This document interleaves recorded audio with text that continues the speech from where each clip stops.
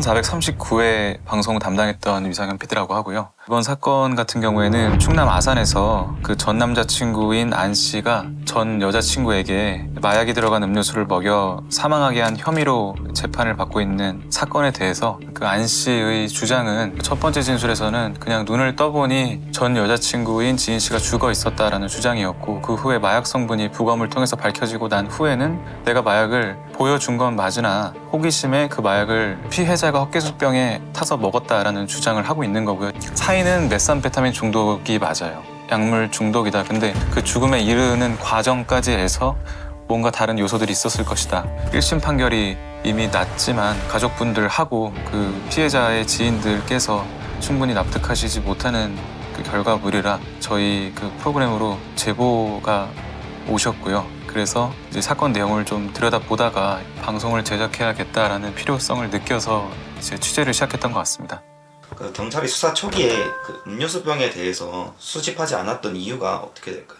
그래서 저도 이제 그게 궁금해갖고 여쭤봤는데, 음료수 병을 은폐했다는 사실을 모르셨냐라고 여쭤봤는데, 그 진술 자체가 검찰 수사 단계에서 처음 나왔던 진술이에요. 그 음료 병을 다른 곳에 은폐하고 다른 이제 여타 증거물들 방 안에 있던 이불이라든지 이런 거를 은폐하려는 시도 자체를 경찰 단계에서는 인지를 못했던 걸로 확인이 돼요. 왜냐하면 실제로 이제 5월 30일에 사건 발생이 됐고, 피의자가 7월 중순에서 말경에 이제 구속이 됐어요. 구속영장이 그때 청구가 됐고, 저희가 방송에 나갔던 집이 텅 비어있던 사진도 검찰에서 촬영한 사진으로 지금 기록이 남아있거든요. 실질적으로 은폐를 했다는 정황을 인지를 했고, 다만 수사기관에서는 추정컨대 불에 이미 태웠다는 진술에 아마 수거 자체를 시도하지 않았던 게 아닌가라는 생각이 들긴 합니다.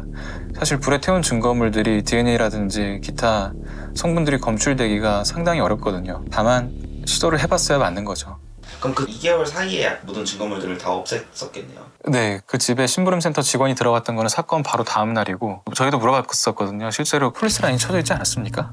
쳐져 있지 않았다고. 그래서 심부름센터 직원이 쉽게 들어갈 수 있었고, 그 이후에 저희와 인터뷰를 하기 전까지 그 집에 그가 들어갔다 나온지를 아무도 몰랐던 거죠. 진술을 해주셨던 심부름센터 직원분의 이야기가 나오잖아요. 그분에 대한 신변 보호나 이런 것들 사람들이 많이 걱정을 하더라고요. 그런 부분에서 문제는 없을까요? 저희도 여쭤봤거든요. 인터뷰를 하기 전에. 혹시 그 추후에 보복이라든지 이 문제에 대해서 좀 두려운 상황이 있으신지 물어봤는데, 그 부분에 대해서는 두렵진 않다고 하셨고, 오히려 이 직원분께서 무서우셨던 상황은 범죄를 저질렀다는 그 죄책감이 가장 크셨던 것 같아요. 저희한테 모든 사실을 다 말하겠다고 말씀을 하셨고, 향후 법정에서도 수사기관에서 출석을 요청한다면 나가서 진술할 의향이 있다라고 말씀을 하셨던 것 같아요. 그렇기 때문에 이 사건이 잘 해결되기를 바라는 마음으로 인터뷰에 응했다라고 말씀을 해주셨습니다. 그럼 이제 그 안씨 진술에 따르면 그만큼의 많은 양의 마약을 복용했으면 맞지 않는 상황들에 대해서 전문가들의 이야기가 나오잖아요.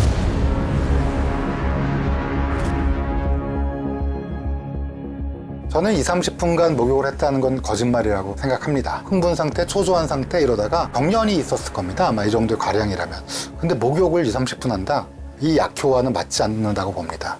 그 부분에 대해서 수사기관의 생각은 좀 어땠는지 궁금합니다. 그 GHB라는 약물, 그러니까 이제 속된 말로 물뽕이라고 칭해지는 약물 계열이 있고요. 그런 약 같은 경우에는 사람이 섭취를 하게 되면 전체적으로 몸이 이제 가라앉는, 사람의 몸을 다운시키는 약이라면, 사실 필로폰이라는 성분, 필로폰 계열의 약들은 기본적으로는 사람의 컨디션을 좀 끌어올리는 역할이 있거든요. 그래서 예전에 전쟁 중에도 사실 필로폰 계열의 약물들을 군인들한테 투약시켰다는 그 기록이 있을 정도로, 원래 필로폰을 정량 섭취하면 이 사람을 굉장히 상기시키고 잠을 자지 않아도 졸립지 않고 일시적으로 굉장히 그 에너제틱하게 보이게 만드는 약물이기 때문에, GHB 계열의 약물이랑 메삼페타민 계열의 약물이랑은 그 반응 자체가 정반대라고 보시면 되거든요. 그런데 전문가들이 가장 처음 그 사건 기록을 보고 지적하셨던 부분은, 이 필로폰 계열의 약물을 먹었음에도 불구하고 잠을 잤다는 말 자체가 정황적으로 맞지 않는다라고 말씀을 하셨어요. 보통은 하루 또는 이틀, 길게는 3, 4일 정도도 깨어있을 정도로 그 약물의 효과가 강하게 나타난다고 해요. 특히 초심자 같은 경우에는.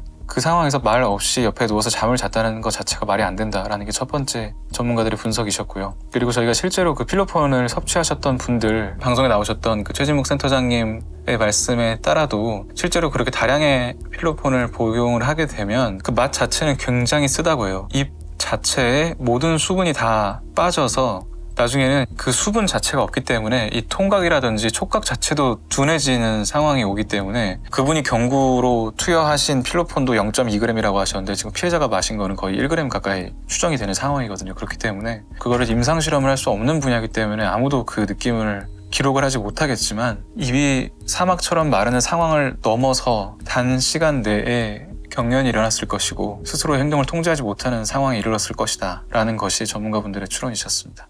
아까 뭐 폴리스 라인도 안 쳐져 있었다, 그 현장에서 이런 식으로 말씀하셨잖아요. 근데 나중에 사인을 적는 그 과정에 있어서 사인을 미상 이렇게 적으셨는데 의사분께서 경찰 수사가 그럼 이뤄져야 되는 부분인 걸로 알고 있는데, 그렇죠. 그 후에서는 그렇게 경찰 수사가 이루어지지 않았었던 건가요?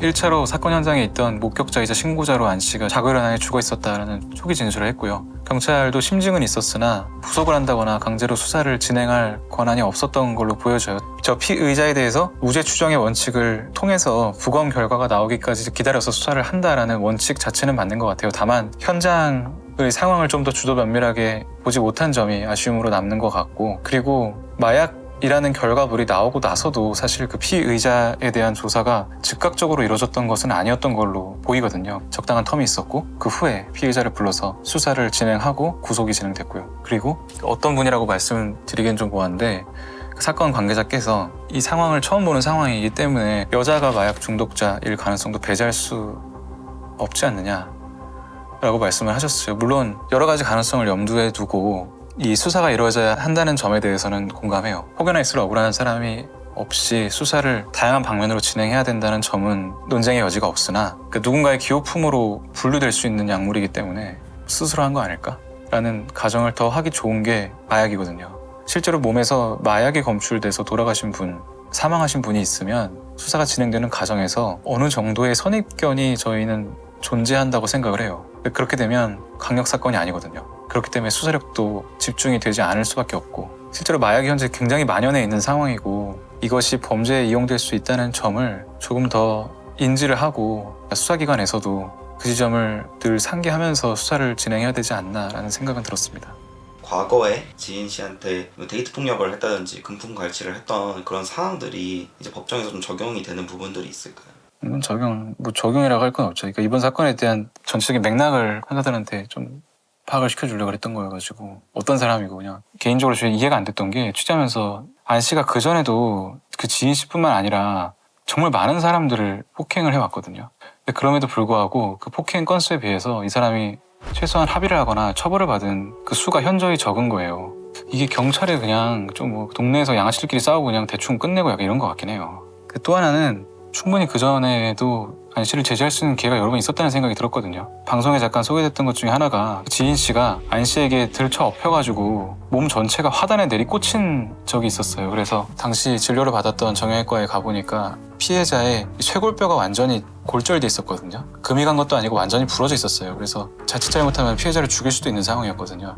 그럼에도 불구하고 그때도 폭행으로 처벌을 받지 않았어요. 당시에 현장에 누가 있었냐면 안 씨와 피해자의 친구들 2명이 피해자를 데리러 와 있는 상황이었어요. 근데 그 피해자의 친구들 2명도 그 거부에 안 씨가 무서워서 적극적으로 말리질 못했었고, 다만 경찰에 신고를 했었는데, 그때 안 씨가 일정 거리를 도망가서 아파트 뒤에 벽에서 얼굴을 이렇게 내밀고 당시 상황을 쳐다보고 있었다는 거예요. 근데 얘네들이 거기에 대한 공포가 엄청 셌던 것 같아. 그래서 피해자들이 경찰한테 턱으로 저기에 가해자가 있다는 의미로 경찰한테 당시 상황을 설명을 했었대요. 근데 그걸 이해를 했는 건지 안 했는 건지 모르겠는데 별 질문 없이 그냥 갔다 라는 얘기를 들었거든요. 그냥 술 취해서 누워있는 여자에게거니 하고 하면서 그냥 갔다는 거예요. 근데 누구한테 맞았다라는 걸 무서워서 얘기를 못했대요. 피해자가요.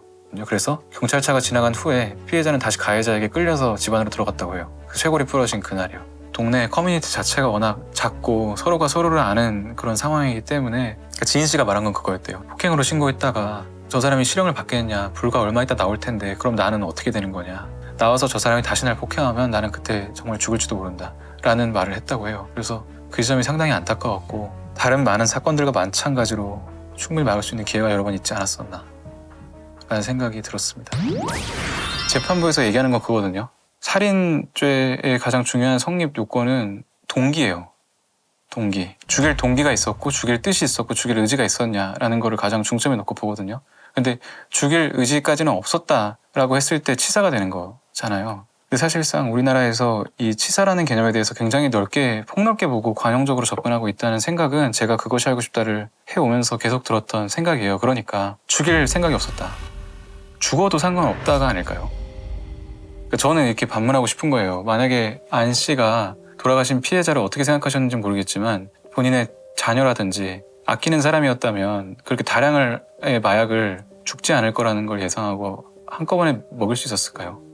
그건 아니라고 보거든요. 저는 방송 말미에 나오셨던 허민숙 조사관님도 말씀하셨던 게 살인에서 동기를 따진다면 그러면 상해는 동기가 필요한가요? 그렇잖아요. 상해치사하는 동기가 없어도 상해치사잖아요. 살인의 동기가 그만큼 중요하다면 다른 범죄들도 동기가 없으면 입증이 안 되는 게 맞죠. 다만 살인죄라는 거에 대해 여러 가지 그런 정황과 상황들을 고려하여 더 신중하게 결론을 내리겠다는 우리나라 사법부의 입장은 존중받아 마땅하나 그 피의자의 태도들을 너무 관용적으로 해석해주는 것이 아닌가라는 생각이 들었어요. 제가 예전에도 그것이 알고 또 와서 초창기에 했던 것 중에 강남 골프연습장 살인사건이라고 있었어요. 그 사건 같은 경우에는 강간치사로 처음에 이제 죄 명이 이제 나왔던 사건인데 주차장에서 여자를 강간한 후에 주차장 여자를 두고 떠난 사건이었어요. 그 자리에 피해자를 두면 사망할 것을 과연 몰랐겠는가.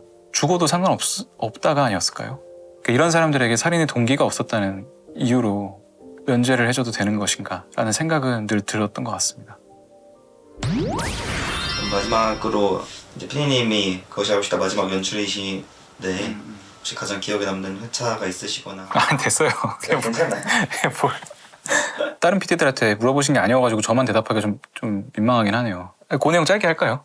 가장 기억에 남는 회차는 사실 그 얼마 전에 했던 그 납구술 미스터리라는 그 방영 회차고요. 저희도 정말 너무 궁금해서 좀 장기간 취재를 했었고 그리고 마지막에 정체를 좀 확인할 수가 있어서 굉장히 보람됐던 회차인 것 같고 실제로 불교문화재연구소 수석 연구원님께서도 감사의 인사를 저희한테 표해 주셨어요. 좀 허무하긴 하나 그 수십 년 동안 이어오던 미스터리를 밝혀줘서 고맙다라고 말씀을 해주셔서 그동안 저희가 취재하던 여러 사건들의 결과 좀 다르기도 하고 굉장히 열심히 취재했던 기억이 있어서 기억에 남는 회차고요. 그리고 안타깝게 마음에 남는 회차는 모형광 실종 사건인데 제가 재작년경에 방송을 하고 그 이후에도 계속해서 제보가 들어왔었고 그 모형광 군과 닮았다 또는 모형광 군으로 추정된다라는 20대 남성들을 정말 여러 차례 만났어요. 설득해서 DNA 대조 등을 하고 대화를 했었거든요. 근데 아직까지 찾지 못한 상황이고 워낙 많은 실종 사건 방송들이 그것이 알고 싶다 해서 있었지만 왠지 그 모형광 군은 살아있을 것 같다는 생각이 계속해서 들거든요. 그래서 향후에도 제가 이제 그것이 알고 싶다를 잠시 떠나 있더라도 그 부분에 대해서는 어머니를 계속 도와드릴 생각이고요. 언젠가는 좀 꼭 찾았으면 좋겠다 이런 마음이 있습니다.